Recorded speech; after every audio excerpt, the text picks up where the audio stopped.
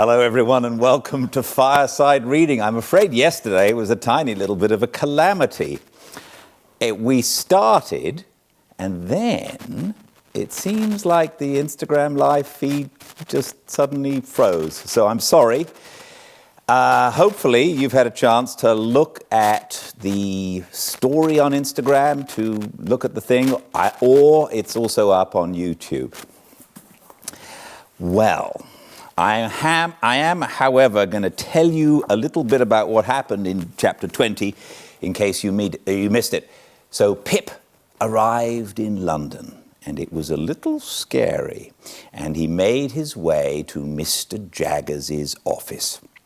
When he got there were lots of people waiting for Mr. Jaggers. He was in court, and the people who were waiting for him seemed to be very concerned that he was doing the right thing in their cases. He met Wemmick, who is Mr. Jaggers' clerk, and then finally he met Jaggers, who gave him a little bit of money and some credit, and Wemmick was taking him to his lodging, which brings us to a fireside reading of Great Expectations by Charles Dickens, chapter 21. Casting my eyes on Mr. Wemmick as he went along. Hold on. I'm being told something. It had frozen. Chapter 21. Casting my eyes on Mr. Wemmick as we went along to see what he was like in the light of day, I found him to be a dry man, rather short in stature, with a square wooden face whose expression seemed to have been imperfectly chipped out with a dull-edged chisel. There were some marks in it that might have been dimples, if the material had been softer and the instrument finer, but which, as it were only dints. The chisel had made 3 or 4 of these attempts at embellishment over his nose, but had given them up without an effort to smooth them off. I judged him to be a bachelor from the frayed condition of his linen, and he appeared to have sustained a good many bereavements, for he wore at least 4 mourning rings, besides a brooch representing a lady, and a weeping willow at a tomb with an urn on it. I noticed, too, that several rings and seals hung at his watch chain, as if he were quite laden with remembrances of departed friends. He had glittering eyes, small, keen, and black, and thin, wide, mottled lips. He had had them, to the best of my belief, from 40 to 50 years. "So, you were never in London before?" said Mr. Wemmick to me. "No," said I. "I was new here once," said Mr. Wemmick. "Rum to think of now." "You are well acquainted with it now?" "Why, yes," said Mr. Wemmick. "I know the moves of it." "Is it a very wicked place?" I asked, more for the sake of saying something than for information. "You may get cheated, robbed, and murdered in London, but there are plenty of people anywhere who'll do that for you." "If there is bad blood between you and them," said I, to soften it off a little. "Oh, I don't know about bad blood," returned Mr. Wemmick. "There's not much bad blood about. They'll do it if there's anything to be got by it." "That makes it worse." "You think so?" returned Mr. Wemmick. "Much about the same, I should say." He wore his hat on the back of his head and looked straight before him, walking in a self-contained way, as if there were nothing in the streets to claim his attention. His mouth was such a post office of a mouth that he had a mechanical appearance of smiling. We had got to the top of Holborn Hill before I knew that it was merely a mechanical appearance, and that he was not smiling at all. "Do you know where Mr. Matthew Pocket lives?" I asked Mr. Wemmick.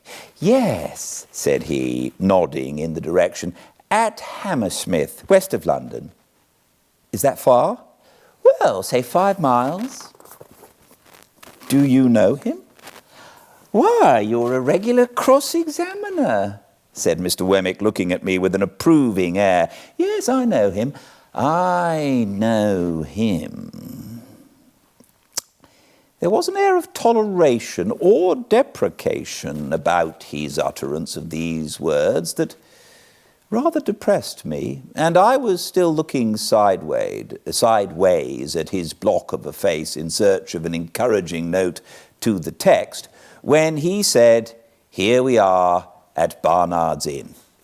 My depression was not alleviated by the announcement, for I had supposed that establishment to be an hotel kept by Mr. Barnard, to which the Blue Boar in our town was a mere public house, whereas I now found Barnard to be a disembodied spirit or a fiction, and his inn the dingiest collection of shabby buildings ever squeezed together in a rank corner as a club for tomcats. We entered this haven through a wicket gate and were disgorged by an introductory passage into a melancholy little square that looked to me like a flat burying ground. I thought it had the most dismal trees in it, and the most dismal sparrows, and the most dismal cats, and the most dismal houses, in number 6 or so, that I had ever seen. I thought the windows of the sets of chambers into which those houses were divided were in every stage of dilapidated blind and curtain, crippled flower pot, cracked glass, dusty decay, and miserable makeshift, while to let glared at me from empty rooms as if no new wretches ever came there, and the vengeance of the soul of Barnard were being slowly appeased by the gradual suicide of the present occupants and their unholy interment under the gravel. A frowsy morning of soot and smoke attired this forlorn creation of Barnard, and it had strewn ashes on its head and was undergoing penance and humiliation as a mere dust hole. Thus far, my sense of sight, while dry rot and wet rot and all the silent rots that rot in neglected roof and cellar, rot of rat and mouse and bug and coaching stables near at hand besides, addressed themselves faintly to my sense of smell and moaned, "Try Barnard's mixture." So imperfect was this realization of the first of my great expectations that I looked in dismay at Mr. Wemmick. "Ah," said he, mistaking me, "the retirement reminds you of the country. So it does me." He led me into a corner and conducted me up a flight of stairs which appeared to me to be slowly collapsing into sawdust, so that one of those days the upper lodgers would look out of their doors and find themselves without the means of coming down, to a set of chambers on the top floor. Mr. Pocket, J-U-N, was painted on the door, and there was a label on the letterbox, "Return shortly." "He hardly thought you'd come so soon," Mr. Wemmick explained. "You don't want me any more?" "No, thank you," said I. "As I keep the cash," Mr. Wemmick observed, "we shall most likely meet pretty often. Good day." "Good day."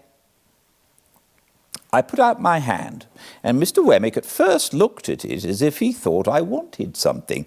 Then he looked at me and said, correcting himself, "To be sure, yes, you're in the habit of shaking hands."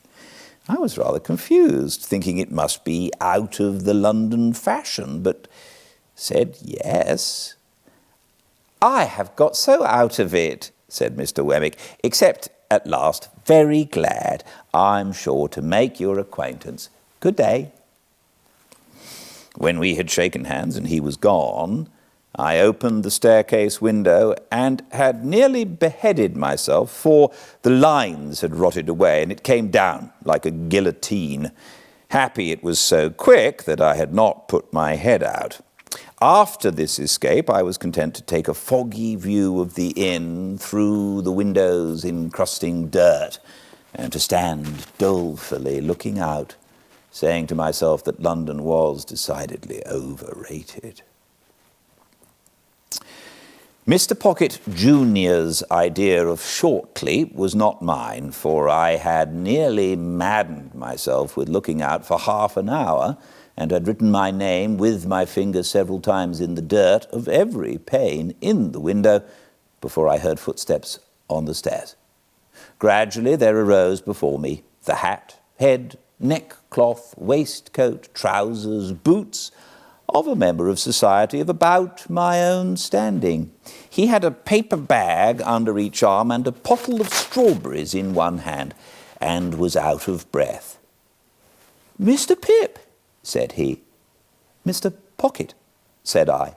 "Dear me," he exclaimed, "I am extremely sorry, but I knew there was a coach from your part of the country at midday, and I thought you would come by that one. The fact is, I have been out on your account, not that that is any excuse, for I thought, coming from the country, you might like a little fruit after dinner, and I went to Covent Garden Market to get it good." For a reason that I had, I felt as if my eyes would start out of my head. I acknowledged his attention incoherently and began to think this was a dream. "Dear me," said Mr. Pocket Jr., "the door sticks so." As he was fast making jam of his fruit by wrestling with the door while the paper bags were under his arms, I begged him to allow me to hold them. He relinquished them with an agreeable smile and combated with the door as if it were a wild beast. It yielded so suddenly at last that he staggered back upon me, and I staggered back upon the opposite door, and we both laughed. But still, I felt as if my eyes must start out of my head, and as if this must be a dream. "Pray come in," said Mr. Pocket Jr. "Allow me to lead the way. I am rather bare here, but I hope you'll be able to make out tolerably well till Monday. My father thought you would get on more agreeably through tomorrow with me than with him, and might like to take a walk around London. I am sure I shall be very happy to show London to you. As to our table, you won't find that bad, I hope, for it will be supplied from our coffee house here, and it is only right, I should add, at your expense, such being Mr. Jaggers's directions. As to our lodging, it's not by any means splendid, because I have my own bread to earn, and my father hasn't anything to give me, and I shouldn't be willing to take it if he had. This is our living room, just chairs and tables and carpet and so forth, you see, as they could spare from home. You mustn't give me credit for the tablecloth and spoons and casters, because they come for you from the coffee house. This is my little bedroom, rather musty, but Barnard's is musty. This is your bedroom. The furniture's hired for the occasion, but I trust it will answer the purpose. If you should want anything, I'll go and fetch it. The chambers are retired, and we shall be alone together, but we shan't fight, I dare say. But, dear me, I beg your pardon, you're holding the fruit all this time. Pray let me take these bags from you. I'm quite ashamed."